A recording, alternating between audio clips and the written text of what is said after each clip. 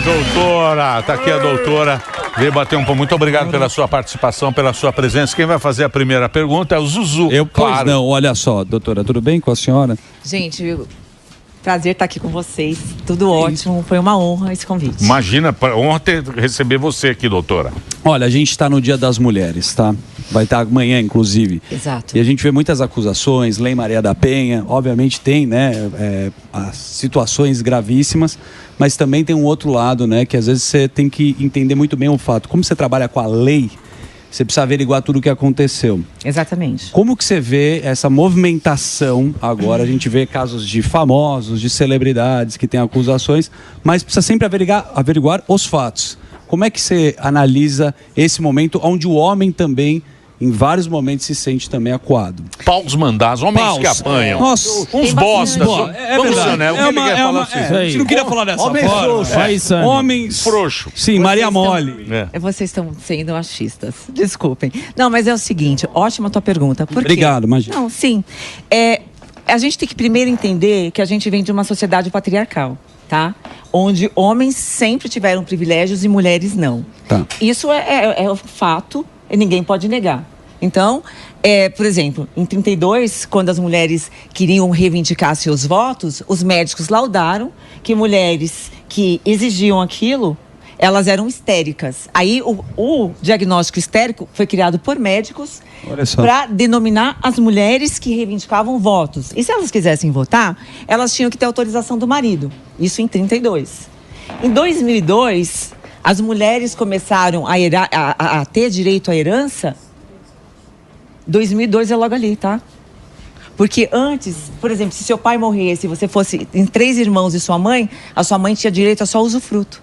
Ela não podia herdar como meieira, como seu pai herdaria se ela tivesse morrido. Entendi. Se eu quisesse trabalhar em 68, eu tinha que ter autorização do meu marido. E se ele se irritasse comigo, ele ia lá e reincidia meu contrato de trabalho.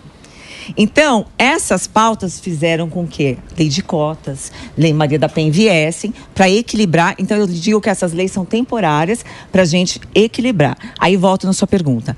O que acontece? Há exageros? Eu acho o seguinte... há um exagero quando você... Eu sou delegada, eu sou o primeiro juiz da causa. Tá. Quando o fato chega para mim, ele chega e eu tenho que analisar as duas partes. Eu vou te dar um exemplo. Eu estava na Delegacia da Mulher em Diadema, e aí a PM chegou dizendo o seguinte para mim: doutora, teve uma agressão e a mulher telefonou pra gente e o agressor tá aí. Falei, tudo bem, mas chama a agredida e chama o agressor. Quando o agressor entrou na sala, ele era um rapaz muito bonito e ele tinha 80% do corpo queimado, ele estava desfigurado por causa do pânico. Porque 6 meses antes ele estava assistindo televisão e, lógico, um monte de paniquete. A mulher era mais velha, ela estava cozinhando feijão. Sério, juro por Deus. Ela estava cozinhando feijão, aí... Ele fez algum comentário ou ficou, deslumbrado com a beleza das meninas. Ela foi lá e despejou o feijão em cima dele. Ele ficou internado, ele quase morreu. Depois de 6 meses, 1 ano que ele saiu, ele estava em casa se recuperando. Ele foi comer, ele não lavou o prato. E aí ela jogou uma faca nele. Ele revidou com um prato. Ela teve a coragem de chamar a PM. Quando chegou na delegacia, e foi até uma coisa muito inusitada. Por isso que eu te falo que a gente tem que ter discernimento. Sim, entender os lados. Entender. Porque feminismo, as pessoas confundem com guerra de gênero. E não é. Certo. Não é uma guerra de gênero. É só as mulheres que terem os mesmos direitos e deveres que os homens. Entende o que eu estou dizendo? Lógico, jogar um feijão na Aí, eu fiz o contrário. Eu fiz a prisão em flagrante dela por crime de tentativa de homicídio, dizendo que ela era reincidente, que o primeiro caso não tinha sido investigado adequadamente, sequer tinha sido registrado. Ele chorou, que ele não queria que a amada fosse presa. Eu tive que encaminhar para o CAPS, porque existe também da outra parte, não só aquela subjugação psicológica da mulher com o homem também. Sim. Só para complementar, não, uma história...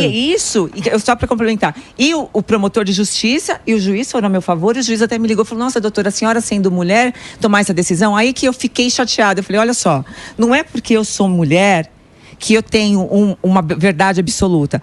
Toda vez que você está diante de um caso concreto, você como operador do direito, você tem que olhar todos os vieses. Perfeito. Que é a justiça, né? O que é Isso é justo. justiça. Que é Os lados, você tem que escutar. Porque eu vou dizer uma coisa bem clara assim, olha, uma coisa é você estar no seu gabinete como juiz, como promotor, ou um advogado pegar uma causa, depois que acabou o calor dos fatos. Outra coisa é você estar ali delegado, e aí morreu um atropelado, aí o cachorro late, o outro que morre, o outro que está incendiado, o outro que apanhou, a PM te ligando, e o escrivão, doutora, o que é para fazer? E você ser coerente, e você ainda decidir o caso com equidade e equilíbrio. Entende? Então, mas é que a gente não está acostumado, por exemplo, de ver uma delegada. Não é um papel que tinha antigamente. É difícil uma delegada mulher. Porque, normalmente, o homem, ele está em trabalhos mais perigosos. Né? O homem, você vê mais homem como lixeiro, homem como trabalhador da... Pedreiro, de obra. Pedreiro. Voz da força. Não, é porque são profissões que o homem fez e a mulher, normalmente, ela era mais... Foi como institucional. contrário também. Né? Não, a mulher é mais trabalho intelectual, eu acho. Ou sensível. Não vou usar Sabe o que eu o acho mais manual? Por exemplo, é mais uma cozinheira, uma bordadeira. Uma babá, não tem uma babá homem. Multitarefa, né? A mulher é mais multitarefa do que homem. Há pouco tempo é que a gente começou a ir para o mercado de trabalho. E eu vou te falar, é bem difícil ser delegada. E é bem difícil ser delegada, por quê? Porque, por exemplo, eu sou uma delegada chata. Chata, por quê? Porque chega um caso na minha delegacia, eu quero ouvir as duas partes. Não adianta a PM me chegar ou meu tira e falar, doutora, aconteceu isso. Eu falo, manda o pessoal entrar que eu quero entrevistar um por um. Olá. Ô doutora, a gente teve um grito de socorro de uma tenista, de um cara que ficava stalkeando e seguindo e tal. Eu queria saber como que tá a lei protegendo a mulher. Acontece com o homem também, mas como que tá a lei protegendo a mulher nesse sentido da internet, de você ficar curtindo, comentando, stalkeando. Como que a mulher é defendida nesses casos? Então, é um crime, a ameaça foi qualificada por stalking por conta dessa perseguição reiterada e cabe medidas protetivas e basta fazer o boletim de ocorrência, aí se inicia... Achar que foi um comentário que ela não gostou, a mulher ou o homem pode fazer um boletim. Quem interpreta? É porque hoje em dia a gente tem muita internet, tem muita desinformação. O direito não é uma coisa subjetiva, em alguns casos. Eu não gostei de você, ou você recortou uma fala minha, colocou lá. Não, quem tem responsabilidade, investiga. E outra coisa, se você der início a alguma investigação que ela não é verídica, você está concorrendo em crime de calúnia ou denunciação caluniosa. Porque está movimentando a máquina estatal para que eu faça o serviço de repente, um capricho seu. Sim. E isso é punido. Aproveitando até agora, só para não sair desse assunto aí... Eu tenho que fazer só um breakzinho. Vamos fazer um break. Vou fazer um break para você que está... É delegada, ela chama-se Liliane Doreto. Doreto com 2 T's. Se você, quem está nas redes sociais é delegada Doreto, tudo junto, para você seguir no Instagram. A Liliane está aqui. Vai lá, Reginaldinho.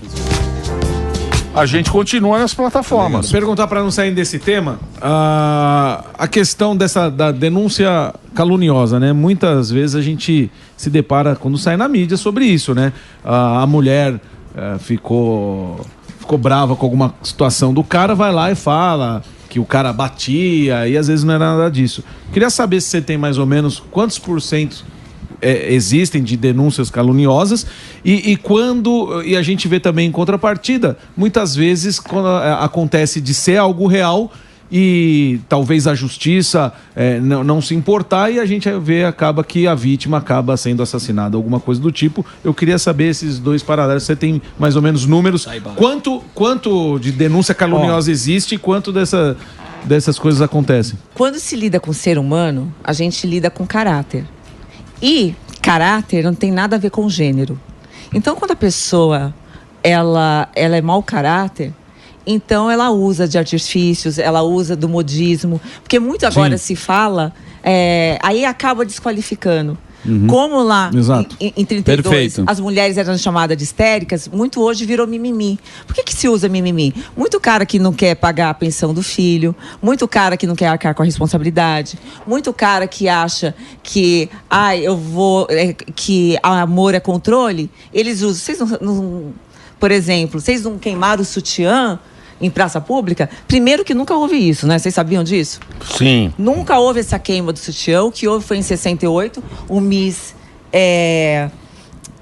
Universo, e aí, foi nem Universo, foi América, e aí as mulheres colocaram lá uma caixa, e aí cada uma colocava aquilo que achava que era uma prisão para elas, um modelo a ser seguido. Aí uma jogava o cílio, a outra jogava o sapato alto, aí teve um repórter que, sabendo que, por conta do Vietnã, alguns soldados queimaram Foi na época dos direitos civis, lá foi eles queimaram ali a credencial porque eles não queriam mais que houvesse guerra, e aí ele usou essa propaganda, e até hoje, às vezes, quando você quer reivindicar alguma coisa, fazem isso. Mas, enfim, voltando à sua pergunta.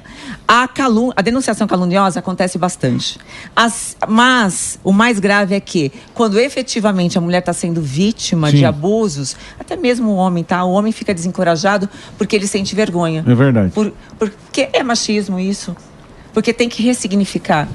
Tem muito homem que sofre abuso também. O Sam tá até quietinho. Ele nem pergunta porque ele tem medo de chegar em casa e apanhar. Olha lá, ele tava quietinho. Peraí, calma que ela não terminou. Não, mas existe, mas nada que uma boa investigação não mostre isso. É que essa realidade não vende. Né? Então, mas aí a polícia tem tempo para isso? Lógico que tem. Olha, para investigar um casal, tal. Porque a gente vê tanto crime, né? É tanto crime que tem. Porque eu acho que quando a pessoa chega lá na delegacia, eu acho que ela vai falar, bicho, eu tenho tanto pepino para resolver aqui acontece, agora. Não, Emílio, tenho mas é tanta diferente. coisa para resolver aqui. Vai lá e resolve esse negócio, porque, que a gente vê, eu vou dizer uma coisa pra você, porque, o que se assalta, o que se mata na rua, mataram outro dia o cara aí, o cara, matou, absurdo, né? É um absurdo, né? O Brasil é um absurdo, a violência do povo brasileiro, que é um negócio que a gente fala, não, que o brasileiro é muito bom, o brasileiro é violento pra caramba, homem, mulher, é um povo violento. É o que ela falou, é o ser humano, é o caráter da pessoa. Não é ser humano. O brasileiro é muito violento. Mas tem que brasileiro Isso é verdade. Não. Os números mostram. Os números mostram que o brasileiro é violento. Sim. Você gosta de falar que o brasileiro é gente bonzinho, boa. gente boa, não é gente boa, não. 50 mil homicídios por ano. Não é gente boa, não. E é homem, mulher, é todo mundo, viu, amigão? Mas é porque é uma lei frouxa, você me desculpa, é o que a gente jamais discutiu aqui, né, doutora? Você prende o cara, o bandido tá solto no outro dia. Mas eu posso fazer uma correção? Pode. Eu acho o seguinte, Emílio. Por exemplo, a polícia sempre foi vista como uma instituição muito machista, ditadora, etc. Mas saiba você, em 85 foi criada a primeira delegacia da mulher. Sim. Antes da Constituição de 88. Veja, aqui em São Paulo. Então, assim, eu lembro de um episódio que eu era criança e eu fui com a minha tia. Eu tinha um tio que ele era cabeleireiro e tal, e minha tia muito ciumenta. E qualquer coisa que ela falasse que ele não gostasse, ele batia nela. E ela foi na delegacia. E aí eu tava na casa dela de férias, fomos nós dois, nossos primos e eu. Eu lembro dela chegar na delegacia e ela relatar o que aconteceu, tirar o óculos, o investigador virar para ela e falar assim, mas seu marido também, ele tem certa razão. A senhora é tão bonita. Então, mas eu não estou dizendo isso. Aí eu estou dizendo o seguinte, essa mulher que mataram agora, ela estava com a medida protetiva. Essa mulher que matou... Sim, é 17 anos. Então, estava com a medida protetiva. O que adiantou? O que a justiça fez por essa mulher?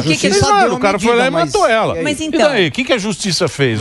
Qual foi como é que protegeu? Mas aí é que cai. Deixa eu só voltar meu raciocínio. Quero dizer o seguinte, a polícia está fazendo sim o papel dela. Acontece que... É a justiça, então? É o legislativo. A gente tem que saber votar. Olha só. Mas eles deram a medida protetiva. Mas a eficácia dela? Por que não colocaram tornozeleira? Então, exatamente. Todo mundo que está com medida protetiva tem que se investir. Isso. A gente está cheio de presídio que não recupera. Então, por que não pensar em privatizar?